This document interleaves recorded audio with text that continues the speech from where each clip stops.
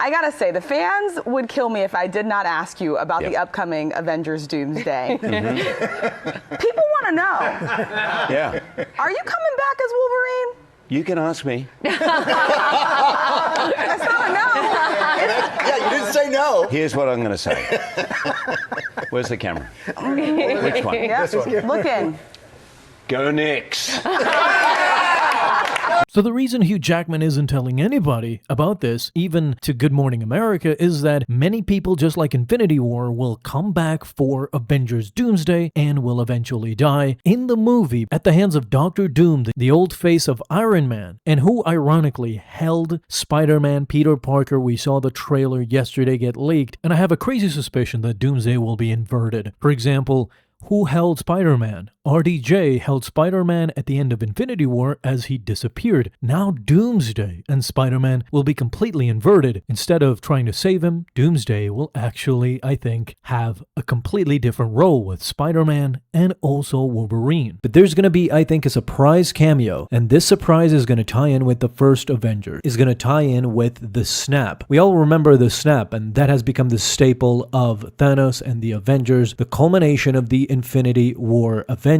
And at the end of the day, that is what resonated with people. Now it comes full circle. We have a rumor that has been going around saying somebody will sacrifice himself for the betterment of the group. So somebody will eventually die in Avengers Doomsday. If you remember, if you go back to Avengers Infinity War, one of the persons who disappeared from the snap was Peter Parker, Spider-Man. And who was holding him while he disappeared? That was, of course, RDJ's Tony Stark, who was Iron Man at the time, who was the closest to Peter Parker. Now, at this point, we know that RDJ is going to be playing Doctor Doom. So Spider-Man Brand New Day is going to come out before Avengers Doomsday. Inevitably, there's no chance in hell that this movie is not going to have some sort of a link with the Avengers Doomsday movie, perhaps same as Fantastic Four with a post-credit scene or something. Now, what if Peter Parker meets up with Doctor Doom in a quick scene? This, of course, will mean that Peter Parker will immediately recognize that Doctor Doom now has the face of Tony Stark. And who would be the most impactful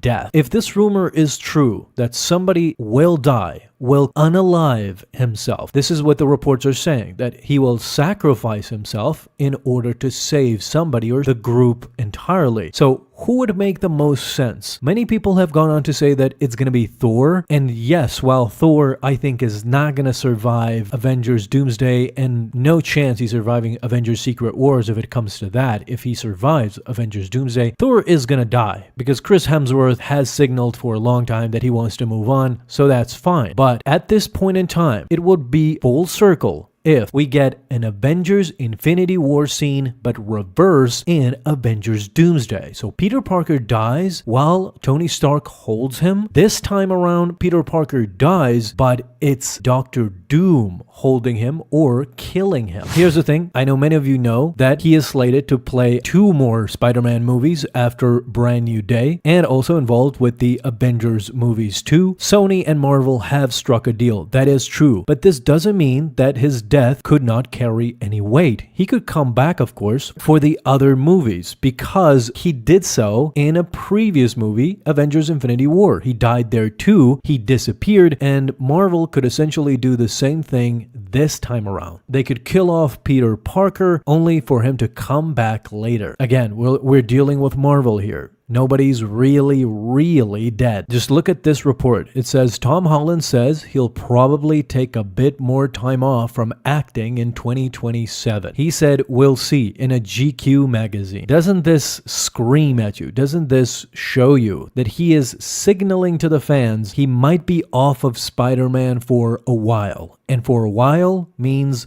after Avengers Doomsday, where he will probably be the one to sacrifice himself for the betterment of the Avengers. This is why he was probably not announced until we see just him hopping up on the screen, because the Russo brothers and Kevin Feige want to hold it a secret. This will give us more weight to that death scene. Not only did we not know that Spider-Man would appear, but he did make his appearance and he died to sacrifice himself. This will carry a lot of weight, and I remember that scene where Peter Parker died in Infinity War, people couldn't wait for Endgame just because of Peter Parker. It was heavy on the heart of a lot of fans and Tony Stark too. So this time around, it would also make a whole lot of sense. Speaking of RDJ, of course, let's talk about him for a second. So a couple of days ago, Robert Downey Jr. posted new videos and images from his trailer as he is shooting Avengers Doomsday, by the way. Right now, he is shooting it. He gave out some videos. Outside of a few mysterious set photos, the Doomsday set has been completely locked down by Marvel Studios ahead of its debut, but this has not stopped some of the actors going in, offering little nuggets of information, and boy, did Robert Downey Jr. just break the complete Marvel internet. All the fans are hyped. So let's go through them step by step, and then we're going to talk about the X-Men and also the daughter of Sue Storm, which could be involved with Doctor Doom as well. Here's the first image of Robert Downey Jr. sharing a video of himself listening to Change of Scenery, which is by his son,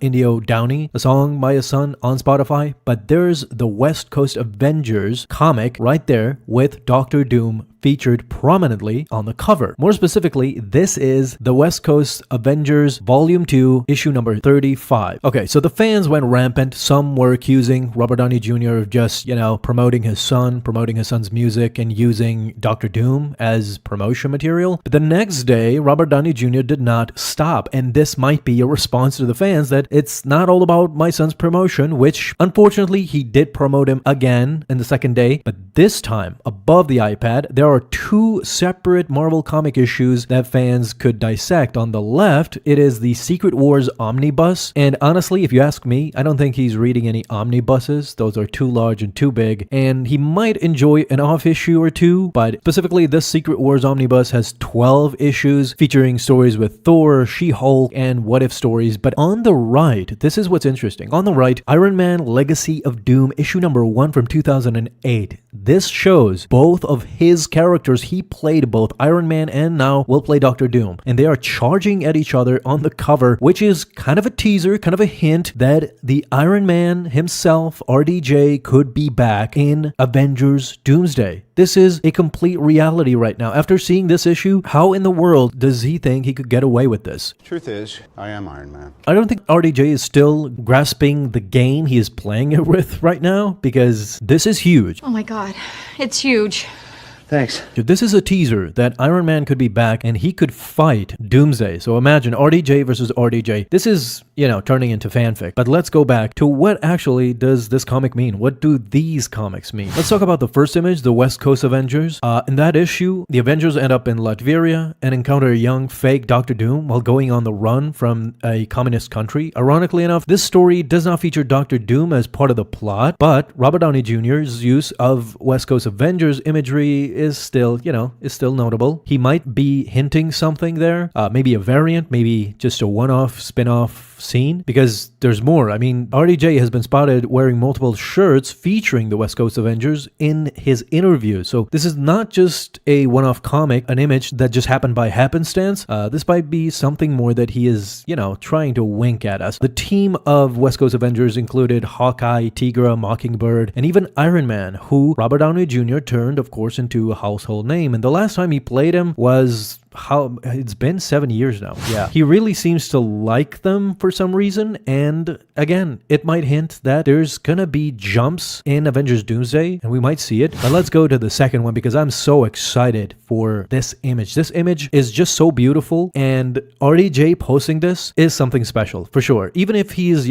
promoting his son's music, which I don't care. At the end of the day, this gets us talking, boy. This gets the juices flowing, because in the second image in Iron Man Legacy of Doom, this is what happens. In the story, Iron Man and Doom are on the cover. The two are forced to team up to stop Mephisto. Now, he has featured some stories with Mephisto too, but these two guys, Iron Man and Doom, ironically or unironically, played by RDJ, they team up to stop him to bring the end of days. But if you read the issues, as the issues go on, there are several, of course, twists and turns, and the alliances change. At the end of the day, they end up battling each other, which is an even crazier instance, an even crazier scene. I mean, imagine RDJ playing Iron Man in Avengers Doomsday and he's fighting Doctor Doom. So RDJ against RDJ. It could be a monumental, iconic scene in the MCU. Convoluted? Sure, why not? But still, Very iconic. By the way, during Comic-Con, Matt Shakman was just asked, was Robert Downey Jr. actually playing Doctor Doom in that post-credit scene? So the interview went like this. Shakman said, did I do the end credit scene? No. Because by now we know that the Russo brothers did both the Thunderbolts post-credit scene and now the Fantastic Four post-credit scene. And he said, yeah, the Russos did the tag. And the interviewer asked, was that Downey in the suit? He answered yes. We know that Matt Shakman previously denied that Doom was going to be in the movie because, of course, the insiders started